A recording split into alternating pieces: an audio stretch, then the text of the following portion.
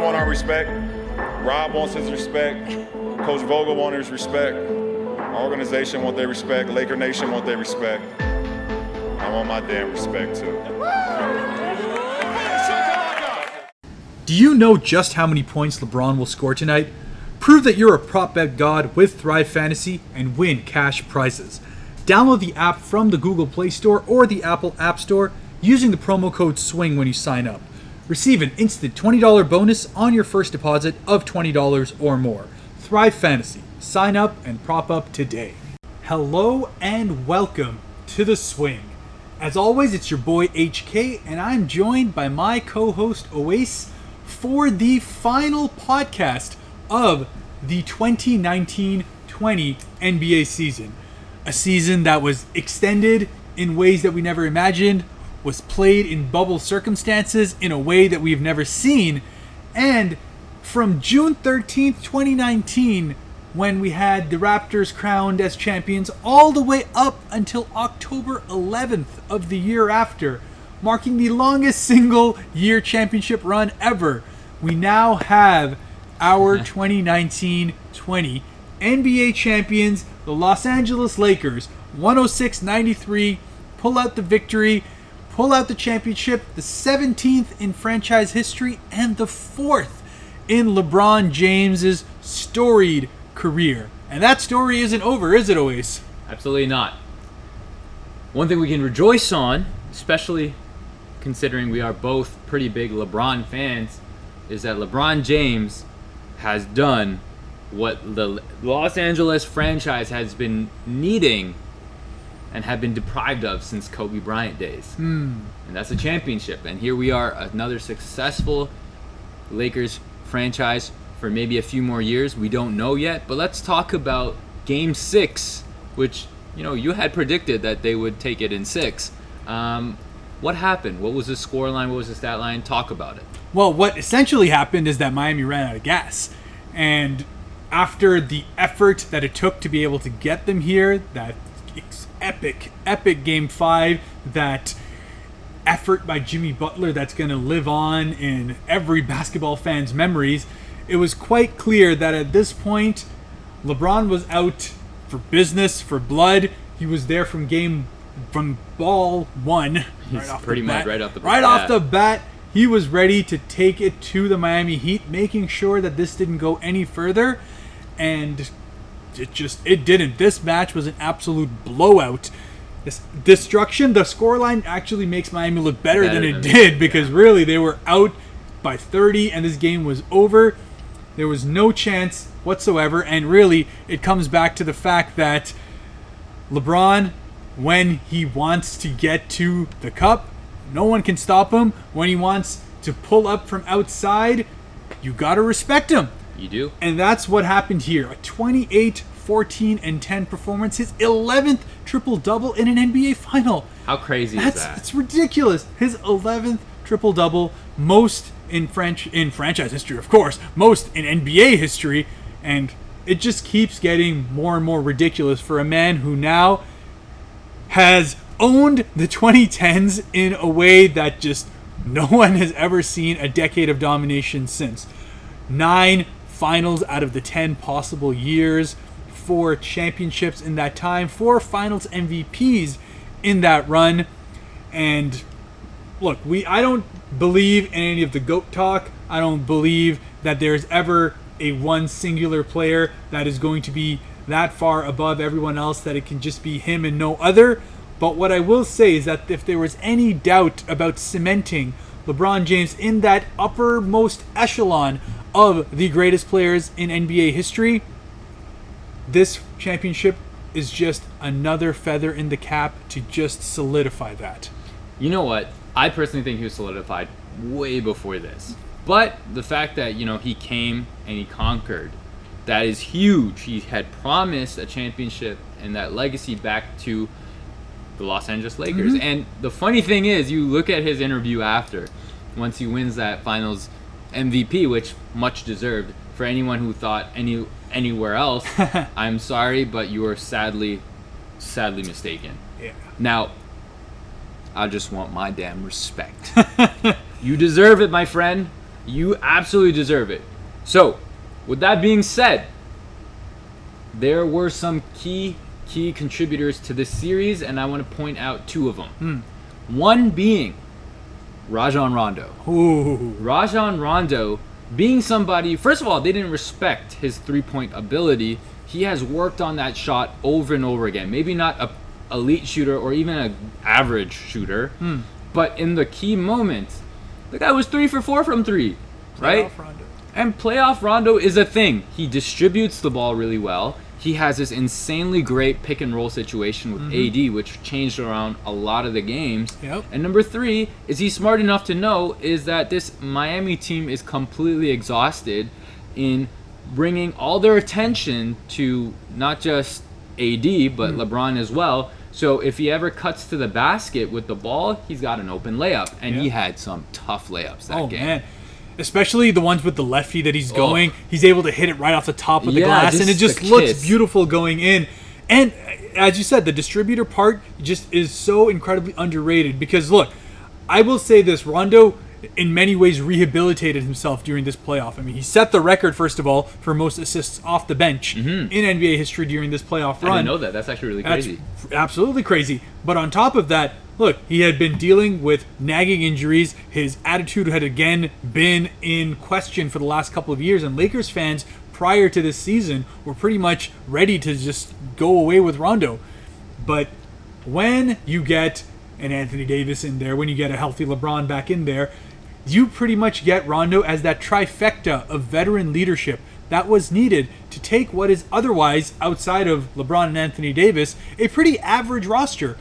And he elevated them. And he took away what would have been potentially the one weak point on this Lakers team.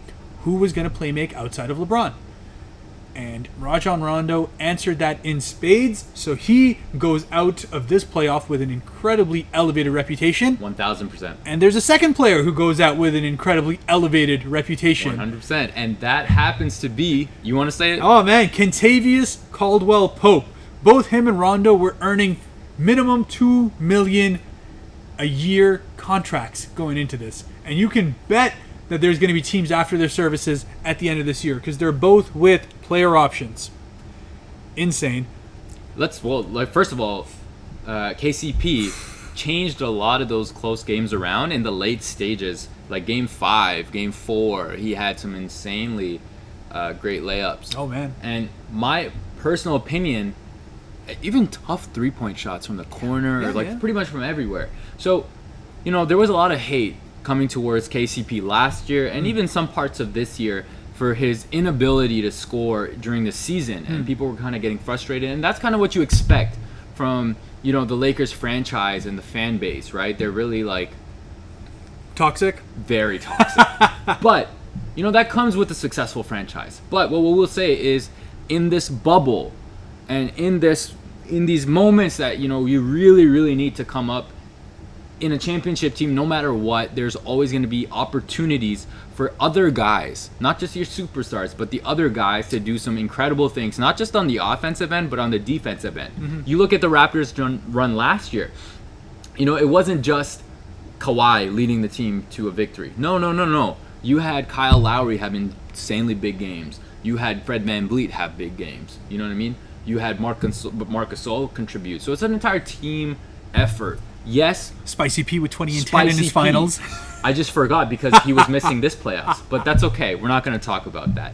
But the point is that he stepped up, elevated his game, and did what he's paid to do, and also what he knows to believe is true, is that he is a hooper, and he knows how to score, and he did that effectively. So 17 points in that game. Fantastic work. If we look at Rondo's stat line, he had 19 points, 4 rebounds, 4 assists. And also sometimes you have to understand that it's also the defensive effort that the Los Angeles Lakers put in that game that really helped them win. The thing about this whole conversation, it's kind of like a lopsided, series in terms of, you got LeBron and AD, sure. But Miami's not a team. Look at their roster. They're a pretty deep team in their own right. Yeah. And they have fantastic defense and a great offensive system. However, What I will say, and this might be contrary to what a lot of casuals have been saying and giving, like, Jimmy Butler a lot of credit for his finals. Yeah, he had a few good games, but at the end of the day, your team is on the brink of elimination, and then you come in and you have what, a 12-point game? Yeah, and just passive as heck. And I can understand you're exhausted, but that's the one thing that's your bread and butter. You talk about how you're the hardest worker in the room, and no one will ever outwork you. But in that finals, in that game 6, you were literally, no one knew you were even played. Like I was like, Goran Dragic is doing more work than Jimmy at this point, trying to create some buckets. So that really upset me. And when it comes to the finals, I don't care who's ahead of you. The point is, you need to bust your butt at every possession, every point that you could possibly do, because the difference in this series has always been the discipline that Miami had. That is why they won games. Yeah. This particular game, undisciplined. Too many turnovers, had zero idea what they were doing on the offense. Credit to LeBron also. When LeBron, I think he picked up Jimmy this entire game. And we've seen consistently in this series, the 2 games or 3 games that LeBron did pick up Jimmy struggled, okay? The problem with that is that, you are paid to be that guy. That's what they wanted you to be, and you didn't execute. Now, flip the script. Let's say if it was LeBron in that situation. Do you understand the amount of shade, the amount of toxicity that would be a result of him not performing or seeming like he's not able to score in a big game? Like, he had a perfect pass to Danny Green in the late stages with 4 guys guarding him, and everybody hated him for that. That is a problematic situation. And if something like this happened to him, it would have been like, LeBron can't even be part of the GOAT conversation. Can't even be this. He's trash. This, that. There's so much hate and animosity towards him. He'd be annihilated. So what I'm trying to say here is, do not make excuses for the Miami Heat. I don't downplay the fact that they played their hearts out. However, they didn't execute. Shout out to Jimmy for trying hard, but I don't think he tried hard enough in the games that it mattered. Yeah, look, I lost count of how many shot clock violations they had in that game 6, and it was all because they were not only getting into their action so incredibly late, but it was just getting to a point where, so Jimmy would get the ball, he would hold it until it got to about 9 seconds, then he would try to pass it off to Hero or try to get it to Bam, and it was always like way outside of where they would be. So the vast majority of the Miami Heat guys were just watching, waiting for Jimmy to get something started, not enough movement on their offensive end. And then it was just causing just late shot clock heaves. And that's what resulted in them having 34 points for the first half. Just disgusting. It was disgusting. And it was all pretty much playing into the Lakers' hands, because not only were they getting a number of live ball turnovers that was leading to that transition offense, which just absolutely destroys you. And that's what the Lakers have been the best in the league at this year.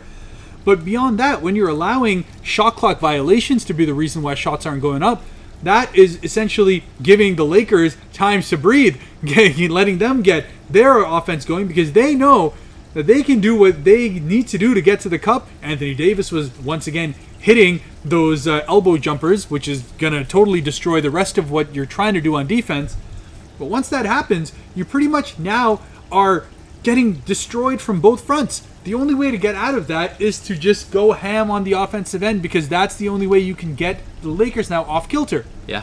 Did not happen. No. And part of that goes on to the way, there's the exhaustion factor. I would say there's this coaching factor in which you have to get that done. Especially, I thought what was really interesting to me is they went at halftime, and then the first comment that came after half is that, we didn't really spend time yelling at the players or anything like that. We were focused on solution-based thinking. Like, what the hell does that mean? Because the only solution here is was to score some play buckets. better. God damn it, score buckets. That's the solution. And it comes down to, you look at the stat line of Bam Adebayo. He was, I think, 25, 10, and 5. However, if you look at how he actually played, if you were watching that game, you knew he had an absolutely god-awful game. Yep. Horrible turnovers. Didn't know what the hell he was doing with the ball. And, the only time it seemed that he had sparked a little bit was at the end when it was too late. Because there was, even the Lakers at that point were like, we got a 30 freaking point lead. Who cares? Yeah, they were just chilling at that point. Chill at that point. So it's the two top players that needed to perform in that game did not. And that just goes to show that, you know, you could be so deep, but it's so demoralizing when you put in 1,000% Yeah. on the defensive end, Yeah. but then you're undisciplined on the offensive end. I don't care how tired you are. You do end up making mistakes, but that's even double demoralizing because now you don't have the energy. You don't make shots. That hurts you on the defensive end too because you're like, oh, you know, nothing's going for us. And I think they gave up. You would think that with Dragic coming back and essentially fighting his way through what should be an injury that prevents you from playing, that should light a further fire under you. 100% to make it easier for him, man. Yeah, for Miami at this point, it was, look, you have done the hard work initially to be able to even get it to this Game 6. You put your life on the line to be able to do that. The series isn't over. Why are you playing as if it's some mid-season scrimmage or some preseason game? It was... The intensity was just not there, and honestly, how many finals games that can I think back to where I'm watching and I'm like, man, this is boring. Yeah. And it's not, and it's boring because it's one team that is just clearly out here looking to win, outclassing the other, and the other is just limp, dead. And that's frustrating, especially because I think Miami has a lot in the tank to be able to think of their future. They have so much talent in this roster that this, regardless of everything else, I mean, look, you took the team that was favored to win the championship to 6 games. You have a lot to take away from this. I'm not going to harp on Miami for too much longer. No. But the idea here is that they should have done a lot better just from an effort standpoint to try and push this series further. 100%. And hey, it didn't happen. They didn't execute. And now you have... And actually, let's just not say that they didn't execute. The Lakers executed to perfection. Oh, man. That's it. Both on the defensive end and the offensive end. They're champions for a reason. They've demolished a plethora of teams. And half of the reason is because LeBron James is your leader, quite honestly. Yeah. And the rest comes to the coaching, the strategies. This has been a chess game all bubble for the playoffs. And what a way to end. LeBron James, so proud of you. Keep kicking ass, just not the Raptors' ass, because we're coming for you next year. Yeah, let's let the record show that we swept the champions this entire year, 2-0. Regular season, sure. We're like, we feel bad for LeBron, so we'll give him one. We go with our one for now. Just gotta get spicy to. I mean, if he's LeBronto, does that mean that the Raptors are now like 5-time champions? Technically, we are. You know what? LeBron should just change course and just come to Toronto for a season, a legacy run in Toronto, so he can officially say he's LeBronto. Just that one season. Yeah. Look, to me, the biggest thing about LeBron that's always so incredible is that he can take any franchise and turn them into a contender within the next year or two. And he's doing that at 35 years old? I don't get into the whole this is his 17th year, all of that crap, but look, that is to me what makes LeBron so incredibly unique. There's the consistency, there is the incredible performance year after year after year at that high level with that weight of expectation, but it's the mileage that has now come. Like, he is in his 17 years of play, he's pretty much done a 25-year worth of workload as far as minutes are concerned. Seriously. It's absolutely ridiculous, and that is what LeBron, to me, his legacy is really going to be, because it's not going to be about necessarily him being the most talented guy on the floor at all times, because not always. I wouldn't say he's necessarily the most talented guy on the floor every time he plays. He may be the greatest physical specimen that has ever played the game, but that physical specimen usually comes at a cost. Look at us talking about someone like Zion. Yeah. Right? Zion comes in as this physical freak of nature, and he can't stay healthy to play. We don't even know if he's going to be able to do that for next season, much less the rest of his career. And this is a 21-year-old. So for a guy who's 35 to keep doing that, not having the level of injury that may be expected of a guy of his size, not having the kind of drop-off in athleticism that you might expect of a guy of his size. So all of that is what makes LeBron such an insane freak of nature. And when he says he deserves his respect, that is the respect that should be given to him. And to me, that's really what it comes down to. It ain't about the greatest of all time. It's about one of the greatest to ever play the game that needs to be respected. 100%. Commitment to the game, commitment to his body, knowing what is needed in order to be successful. And you know, he is a blueprint for anyone. Like, yeah, he's a freak of nature in terms of his athleticism, but that doesn't mean that that was the end all, right? LeBron James worked on his game so vigorously in order for him to compete at that level.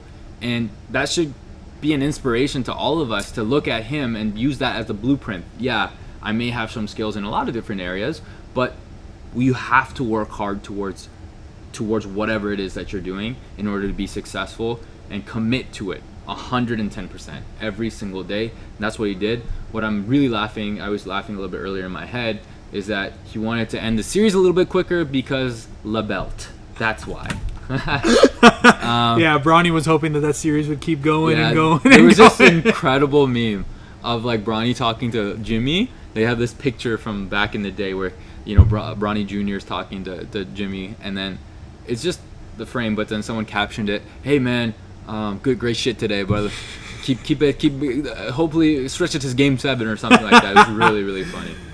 Oh man, look, the memes in general have just been absolutely wild in this season. But you know what? This season may be over, but basketball and its implications, its next season, where we're going to see next season, is it going to be in the bubble again? Are we going to be in the crowd? There's just so much to be able to talk about, which means the swing doesn't get an off season. No, we don't. Now that we're done with this season, as far as the basketball is concerned, we get to now talk about a number of different topics that we've been looking to go further in depth into. Certain players that we wanted to speak a little bit more about their trajectories, certain storylines, certain transactions that may potentially be happening. So keep us on your dial. Make sure to subscribe to The Swing on our Instagram page, on our YouTube page. Click that notification bell, because The Swing will be back once again next week with fresh new content for you. So until then, stay safe, and we'll see you next time. Peace.